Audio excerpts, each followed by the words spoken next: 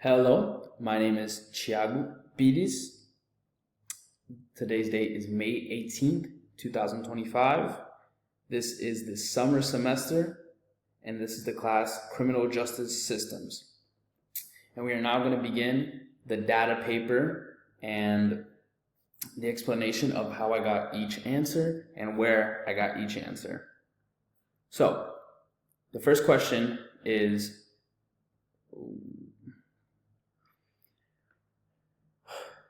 what percent of the U.S. population over 16 had any contact with the police? How does this compare to 2018? This right here was found directly in the first paragraph, as it states that in 2020, 21% of U.S. residents aged 16 or older had contact with police, which in a comparison in the same question, there was a true decrease from 24% to 2018. For question B, how are police contacts initiated? At what rates? So this one was quite easy to find, where I was able to go down to page 2, and I actually found this in this graph right here. It says any police contact, and then there was 53,836,000 where there was traffic accidents, resident initiated contact, and police initiated contact. And then what is the racial and ethnic breakdown of contacts with police? Does this vary? Yes, so I found this in the third page, in the second paragraph, where it starts, across race and Hispanic origin, white persons, 22%, were more likely than black or Asian persons, but less likely than persons of another race to have contact with police in 2020. And then it says white persons, 3% were less likely than black persons, 3.6, but more likely than Hispanic, where Hispanic lays in the middle, to have police contacted related to a traffic accident. D, what are the gender differences? Does it matter who initiates contact by gender? I found that directly in the first paragraph, where it states, in 2020, males, 20%, were more likely than females, 20%, to have contact with police in the past 12 months, while males, 11%, were more likely than females to have police-initiated contacts, where females had 12%, were more likely than males to initiate contact with the police. There was no significant difference between the percentage of males and females who had police contact related to a traffic accident. E, what is the most common type of police-initiated contact? What are the racial differences? Can these data show the race is the motivation and not the activity? In other words, do the data clearly show bias by the police, or can the actions of the people that the police are interacting with cause or influence the police to interact with them? Don't use feelings. Evaluate what the data can and cannot tell us. So for E, I found this in page, I want to say 3. I found this in page 3, and on the fourth one, on page 3, I found this in the graph, and my answer for that was that the following: the most common type of police-initiated contact was traffic stop, and the racial differences are that black persons and Hispanic persons were more likely than white persons to experience the threat or use of police force. And no, I do not think it was biased, but yes, with due reasoning, because as well it says on 4, this paragraph right here, the portion of U.S. residents experience any type of police-initiated contact was 2020. This reflects the pattern of decline. The percentage of residents experience police contact as driver stops.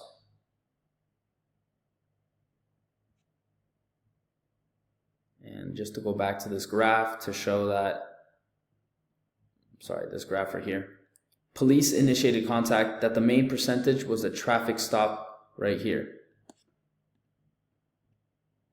F, of all the contacts with police, how many include a threat or use of non-fatal force? What are the force measured?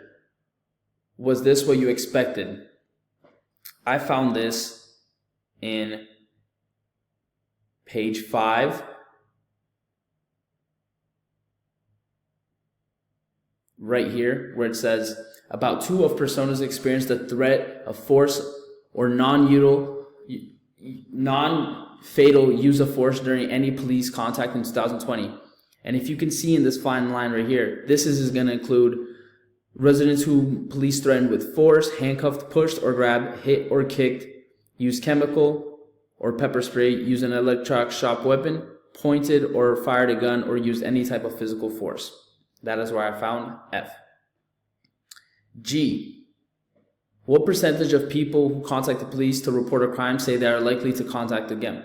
So for G was actually quite hard because I could not find directly if people were going to say that they were going to contact again. But if we go to page 1 here in the highlights section, which is actually very interesting, something very good to know. Most residents who initiated police contact, 88% were satisfied with their police response.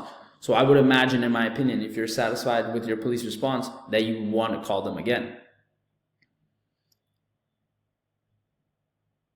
I think I said G. I said H instead of G. And then H. Report the percentages of residents' perception of police response and behavior during the contacts to request assistance by race and gender. And then I said, it states that in 2020, about 1% of residents experienced such misconduct during their most recent contact with police, and this led to 1% feeling that police behaviors were motivated by prejudice or bias. I also found this in page 1 highlights. It says right here, the share of persons who said they experienced police misconduct during their most recent contact was not statistically different between 2018 and 2020, but it still says 1% each. And then it says the majority of persons who most recent police contact was the street swap experienced no enforcement action. And then for I, what are your overall conclusions of this data? Do police interact with the public a lot? Do they threaten or use force a lot? Are people happy with police after interacting with them? Here I stated, after reading this and all the true percentages, how many people deal with the police, my opinion stands that even stronger, that we should be standing by their side, as there's so many people and there's so many different cases of what's happening. And it's not because 0.1% of officers use police brutality in a case that we should overall generalize them, that everyone does it. And I think that if 88%, almost 90% of people are truly satisfied with the call of help, and that's what they intend to do with police officer. So for number 2, the FBI UCR 2019 crime rates in the United States expanded, homicide table 8. It says here, A, how many people were murdered in the US in 2019? I found this total murder victims right here, 13,927. How many were killed by rifles? These include all rifles like hunting rifles and assault rifles, shotguns, and knives. Of the people that were murdered, 364 were with rifles, as we can see right here. And then 200 were with shotguns, right there. And 1,476 were with knives or cutting instruments, right here.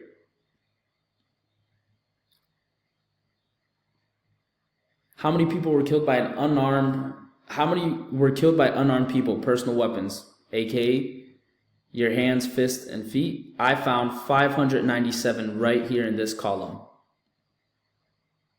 So which is reasonable for more deaths in the US? Unarmed people / personal weapons or rifles? By how much? Are unarmed people dangerous? And then I said, it is stated that weapons are responsible for 236 more deaths than those involving rifles, because 596 versus 364, and this indicates that unarmed individuals are, yes, very dangerous, as anything that takes a life can be dangerous. For the last one, the Daily Caller assignment article. See if you can find the number of people killed in the police in a year in the US. I found this 1254. I found this number right here. Manner of death, 1254. And then it says, break it down by race, then whether or not the person was killed, then if the unarmed person was complaining or attacking the police. This might be harder to find. And I said, it is very difficult to break down with the table itself, but for me, obtained from the article, I found that race, 620 right here, as you can see where my mouse is, were white. 577 were non-white, which in my opinion, I would assume that it's going to be Hispanics or any other culture. And then for blacks, it was 317. Also, very interestingly so, I found out that 1,197 were males, which is going to be right here, and 57 were women. And also out of that, I found 377 people were fleeing. I'm sorry. Officer was fleeing. Nope. Sorry. I found 377 people were fleeing. In 870 of those cases, the officer was attacked, where I found that right here. And 713 cases of someone was armed with a gun, where I found right here.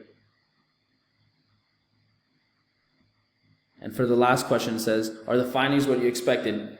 I was generally surprised, not just because there was over 1,000 people killed, but yes, about how officers are truly in danger. I stated that I don't think anyone with a normal state of mind would not protect themselves. And data from the Washington Post says that 713 of those fatal confrontations were armed. So if every time you go confront someone, they could have a chance to be armed, I also think that, anyone that cares about their family or anyone that's on duty would be kind of scared. And as well, what this made me truly see how frequently those encounters involved armed or hostile suspects is startling and provides important background for the discussion of police force. I think after this research, we can all collectively say the decision is not just simple to not shooting. I think people should care about their lives, and they're protecting the community. And if this person's armed and attacking people, that they could be harmed for the community. And that is the end of my data paper, and that is where I found everything. Thank you very much.